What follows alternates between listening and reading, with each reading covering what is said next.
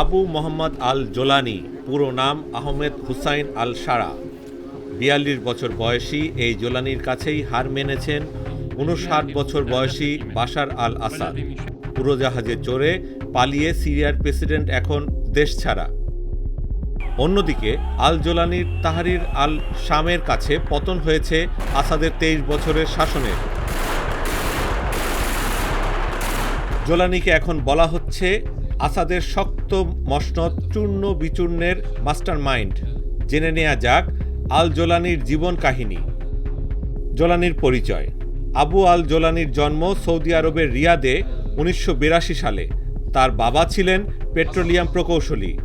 ১৯৮৯ সালে জোলানির পরিবার সিরিয়ায় ফিরে আসে, বসবাস শুরু করে দামেস্কের অদূরে। জোলানির জীবনের প্রথম ২ দশক নিয়ে বেশি কিছু জানা যায় না, তবে ২০০৩ সালে সিরিয়া থেকে চলে যান তিনি ইরাকে। সেখানে যোগ দেন আল কায়দায়। ওই সময় যুক্তরাষ্ট্র আক্রমণ করে ইরাক। এর বিরুদ্ধে প্রতিরোধ আন্দোলনে সক্রিয় ছিলেন জোলানি। জঙ্গি কর্মকাণ্ড শুরু। ২০০৬ সালে জোলানিকে গ্রেপ্তার করে যুক্তরাষ্ট্র। তবে ৫ বছর পর ২০১১ সালে সিরিয়ায় গৃহযুদ্ধ শুরু হলে মুক্তি পান। মুক্তির পর আবার ফিরে আসেন সিরিয়ায়। সেখানে প্রতিষ্ঠা করেন আল কায়দার শাখা আল নুসরা ফ্রন্ট। প্রথম দিকে আল জোলানি আইএস নেতার সঙ্গে কাজ শুরু করেন। ২ বছর পর ২০১৩ সালে আল কায়দার সঙ্গে সম্পর্ক পুনর্বিবেচনা করেন। ওই সময় থেকেই বিদ্রোহী কার্যক্রমে আল নুসরা ফ্রন্টের তৎপরতা বাড়াতে থাকেন জোলানি। হায়াত তাহরির আল শামের উত্থান।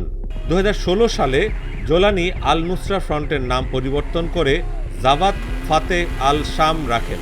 এরপর বিদ্রোহীদের ছোট ছোট গোষ্ঠীগুলোকে একত্র করে গঠন করেন হায়াত তাহরির আল শাম, সংক্ষেপে HTS।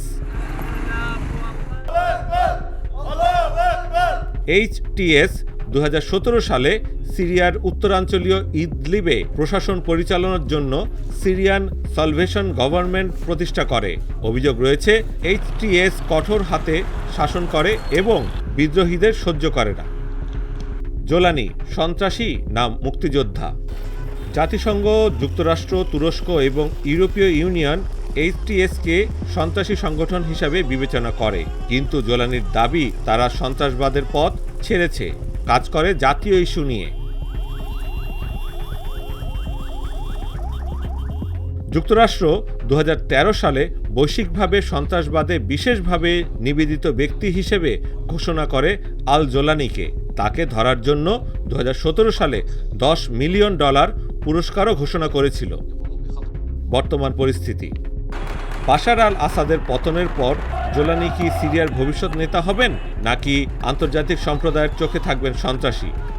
সিরিয়ায় নতুন অধ্যায় শুরু হলেও এই উত্তরের জন্য অপেক্ষা করতে হবে বিশ্ববাসীকে।